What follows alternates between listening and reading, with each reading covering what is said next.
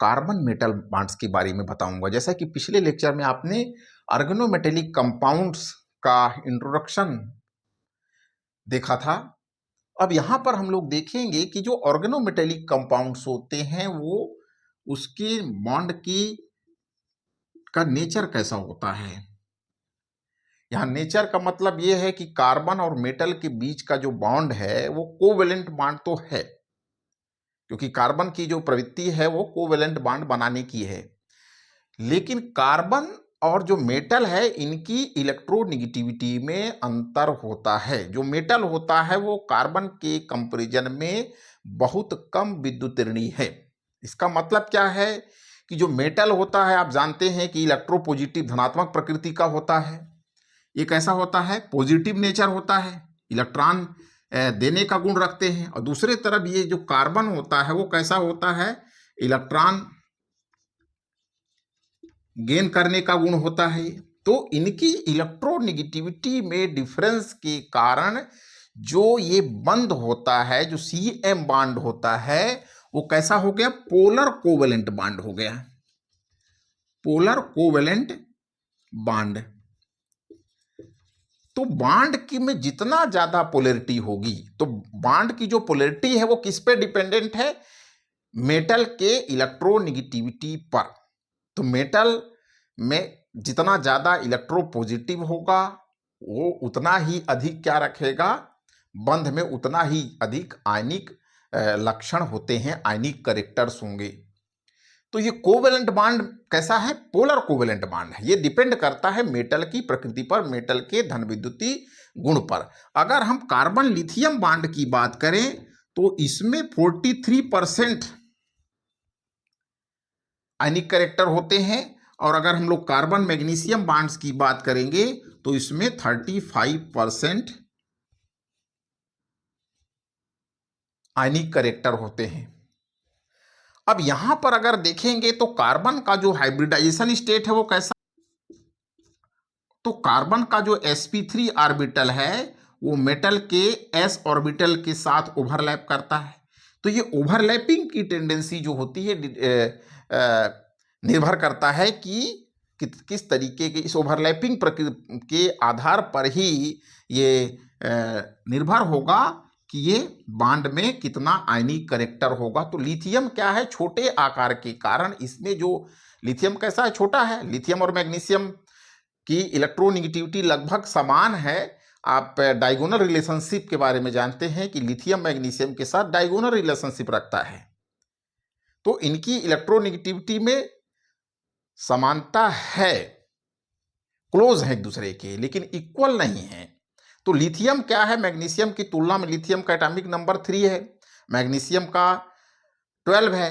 तो लिथियम के छोटे आकार के कारण जो लिथियम का s ऑर्बिटल है वो स्लो ओवरलैप करता है। उसके ओवरलैपिंग की मात्रा जो होती है sp3 और s, जो ओवरलैपिंग की बात यहाँ पे हो रही है, sp3s ओवरलैपिंग। किस प्रकार का ओवरलैपिंग है ये कार्बन का sp3 ऑर्बिटल है।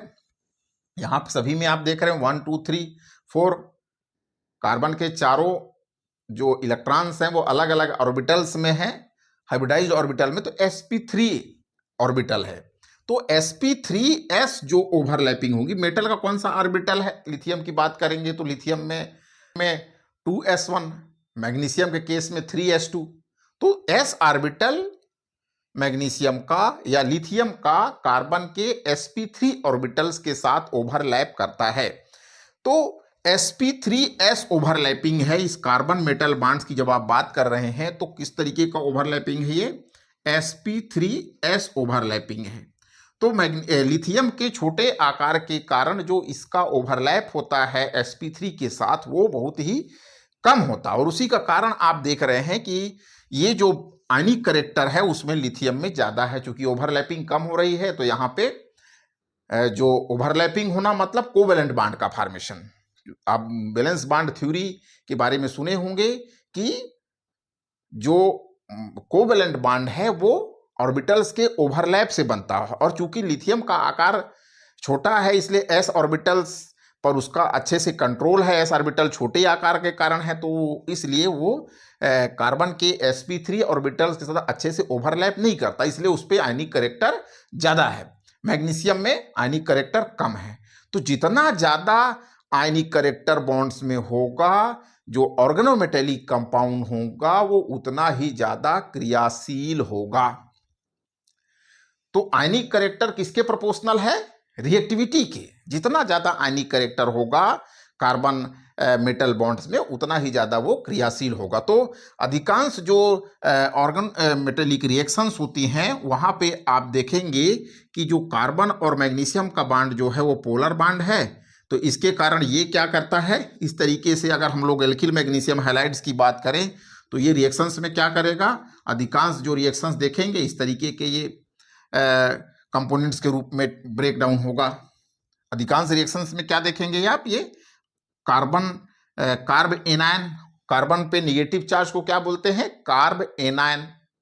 तो अधिकांश रिएक्शंस में ये कार्ब एनायन उपलब्ध कराने का काम करता है। अब अगर मैं कुछ रिएक्शंस की बात करूं, अगर आप CH3MgBr का उदाहरण अगर हम लोग लें, CH3MgBr, ये फॉर एग्जाम्पल अगर एथिल एल्कोहल के साथ अगर रिएक्शन कराते हैं C2H5OH के साथ, तो यहां पर भी ये बॉन्ड्स पोलर है, ये निगेटिव है, और ये क्या है, कैसा होगा, ये पॉजिटिव होगा। तो ये आप देख रहे हैं कि इस तरीके से होगा। ये यहां से जो मिथाइल ग्रुप है वो इसके प्लस की तरफ अप्रोच करेगा, CH4 बन गया और MgO C2H5 और Br, मैग्नीशियम एथॉक्सी ब्रोमाइड,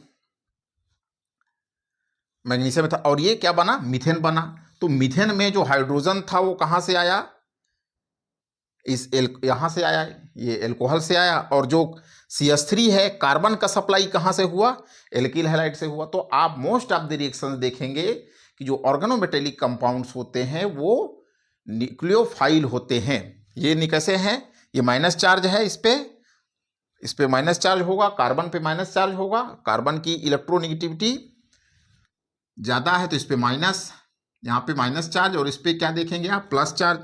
तो ये कैसा हुआ, न्यूक्लियोफाइल। ये न्यूक्लियर, इसमें किसके लिए निगेटिव है, इसलिए किसके लिए अट्रैक्शन हुआ, पॉजिटिव पार्ट के लिए अट्रैक्शन है।